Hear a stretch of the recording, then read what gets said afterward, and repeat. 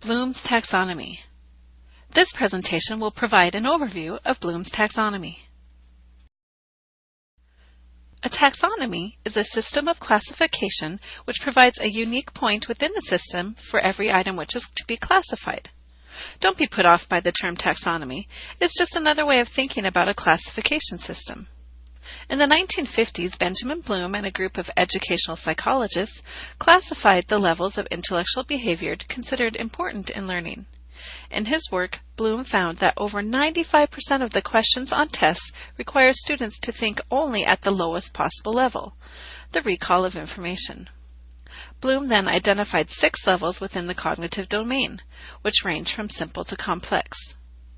Throughout the years, the levels have often been depicted as a stairway. Many teachers find Bloom's taxonomy to be a useful way to help encourage students to climb to a higher level of thought. This classification system received little attention when it was first developed. However, since that time, Bloom's taxonomy has been translated into 22 languages and is one of the most widely used classification systems in education.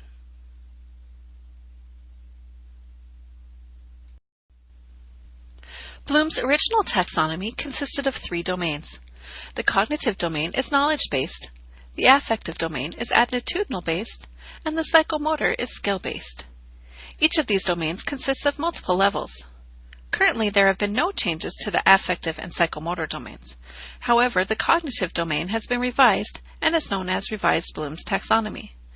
For the purpose of this class, we will be using the revised version of Bloom's taxonomy as well as the affective and psychomotor domains. In order to understand this revised taxonomy, we must first understand Bloom's original cognitive domain. Once we have reviewed these changes, we will look at the other 2 domains, the affective and psychomotor. The cognitive domain involves the knowledge and development of intellectual skills.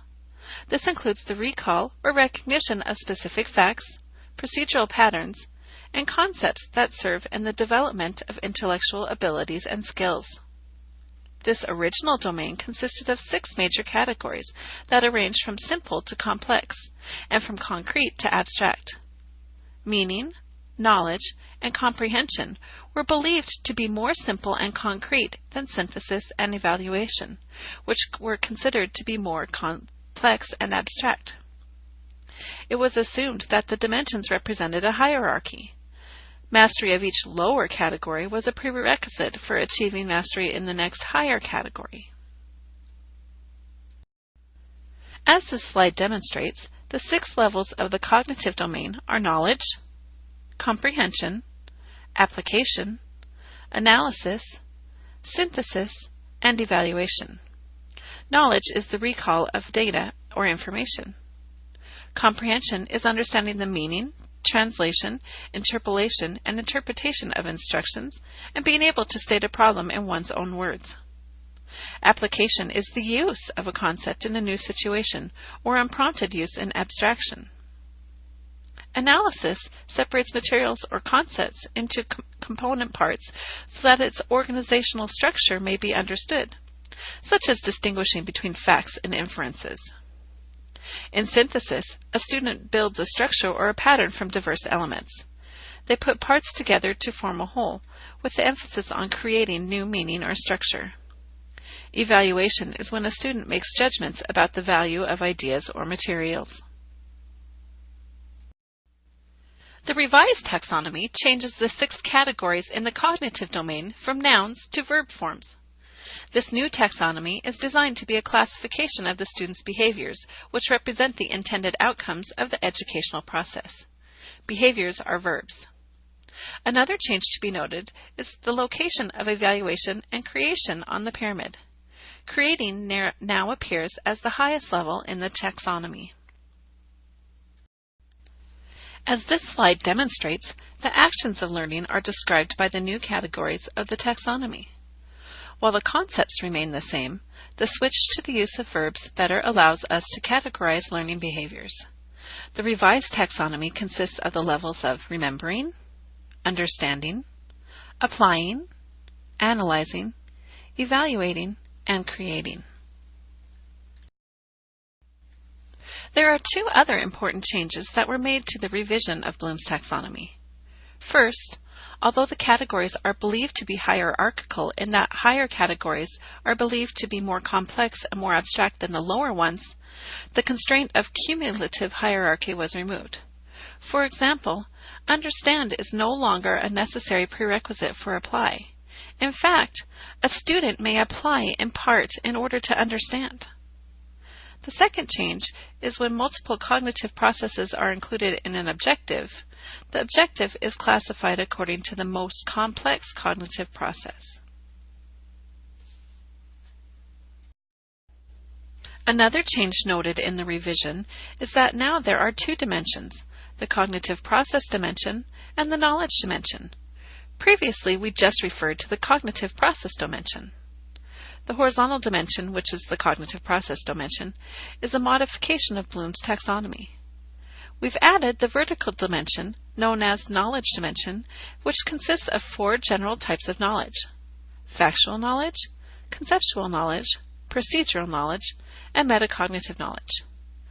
Moving from content to types of knowledge permitted the development of a taxonomy that was appropriate for all subject matters and all grade levels or school levels. The next slide will provide descriptions of the components of the knowledge dimension.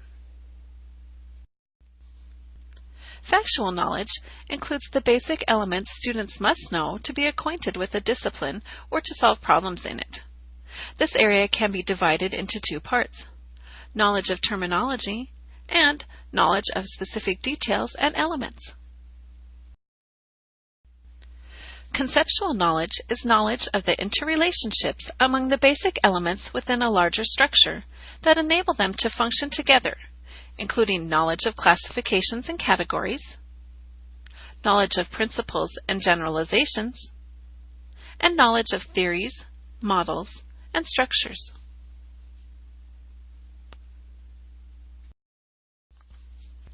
Procedural knowledge is the knowledge of how to do something, methods of inquiry, and criteria for using skills, algorithms, techniques, and methods.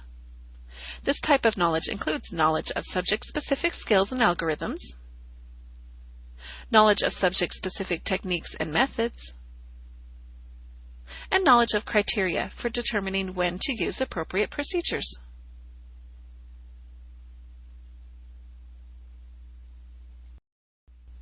The final area of knowledge described in Bloom's taxonomy is metacognitive knowledge.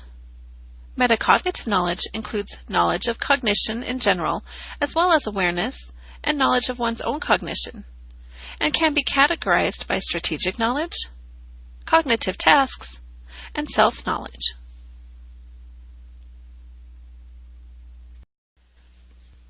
This taxonomy table provides a means to organize objectives, assessments, and instructions. The table provides educators with a conceptual framework that promotes shared understanding and meaningful communication.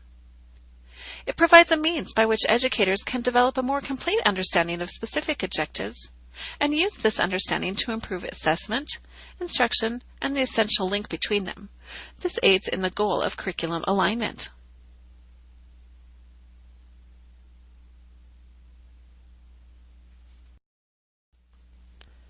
Now that we have overviewed the components of Bloom's taxonomy in the cognitive domain, let's examine the affective domain. The affective domain includes the manner in which we deal with things emotionally, such as feelings, values, appreciation, enthusiasms, motivations, and attitudes. This domain is hierarchical, starting with the simplest behavior moving to the most complex behavior across 5 levels. The 5 levels of the affective domain are receiving phenomena, responding to phenomena, valuing, organization, and internalizing values. While we discuss these 5 levels, think of what standards might fall under this domain. With receiving phenomena, there is an awareness and a willingness to hear. The child chooses to pay attention. Examples of this could include listening to others respectfully and choosing to think about what someone has said. In the responding to phenomena, the learner goes beyond basic receiving of input and responds to that input at a deeper level. This may include participating in discussions, following directions, or restating facts and information just learned. Valuing refers to the worth or value that a person attaches to a particular object, phenomenon, or behavior. This can range from simple acceptance to a more complex state of commitment. It is based on the internalization of a set of specific values. Clues to these values are expressed in the learner's overt behavior and are often identifiable. Examples of this could include valuing how others feel and demonstrating cultural sensitivity and valuing diversity. At the organization level, the learner organizes values into priorities by contrasting different values, resolving conflicts between them, and creating a unique value system. The emphasis is on comparing, relating, and synthesizing values. Examples include accepting responsibility for one's behavior and working to resolve conflicts. Finally, internalizing values indicates that the learner has a value system that controls their behavior, that the behavior is pervasive, consistent, predictable, and has become part of the learner's characteristics. Instructional objectives are concerned with the student's general patterns of personal, social, and emotional adjustment. This can be demonstrated when a student is showing independent self-reliance, as well as the ability to work constructively in cooperative group learning situations. A final domain of Bloom's taxonomy is the psychomotor domain. The psychomotor domain includes physical movement, coordination, and the use of motor skill areas. This domain is also hierarchical, starting with the simplest behavior, moving to the most complex.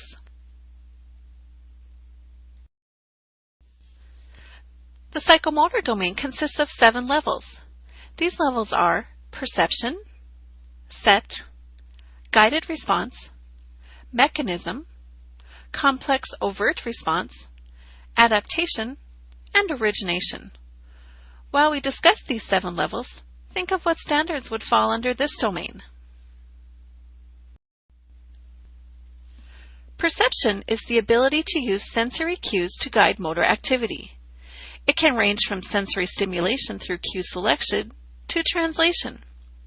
Examples of this include detecting nonverbal communication cues and estimating where a ball will land after it is thrown, then moving to the correct location to catch the ball. Set is demonstrated by a readiness to act. It includes mental, physical, and emotional sets. These 3 sets are dispositions that predetermine a person's response to different situations and are sometimes referred to as mindsets. Examples include knowing and acting upon a sequence of steps and recognizing one's abilities and limitation. This subdivision of psychomotor is closely related with responding to phenomena division of the affective domain. Guided response describes the early stages in learning a complex skill that include imitation and trial and error. Adequate performance is achieved by practicing. Examples here would include following instructions to complete art projects and imitating the teacher's hand movements while learning new skills. Mechanism is the intermediate stage in learning a complex skill. Learned responses have become habitual, and the movements can be performed with some confidence and proficiency.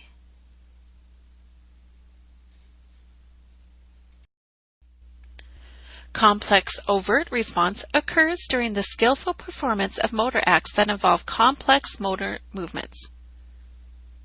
Proficiency is indicated by quick, accurate, and highly coordinated performance, requiring a minimum of energy. This category includes performing without hesitation and automatic performance. Examples of this include maneuvering a car into a tight parallel parking spot, operating a computer quickly and accurately, and displaying competence while playing the piano. In adaptation, skills are well developed, and the individual can modify movement patterns to fit special requirements. This can be seen when students respond effectively to unexpected experiences. This can also be seen when you modify instruction to meet the needs of learners. Creating new movement patterns to fit a particular situation or a specific problem is origination. Learning outcomes emphasize creativity based upon highly developed skills. Examples here include creating a new gymnastics routine or building a new structure with blocks. Now that we've reviewed the components of Bloom's taxonomy, we ask ourselves, why should we use Bloom's taxonomy? First, you should use Bloom's taxonomy to help you organize objectives, assessments, and instructions, aligning them with the curriculum standards. Also, you can use it to help your students contrive shared understanding and meaningful communication about subject matter. Finally, and perhaps most importantly, we use Bloom's taxonomy to ensure that there are opportunities to use knowledge at higher levels of conceptual thought, thereby firmly establishing learning within our classroom.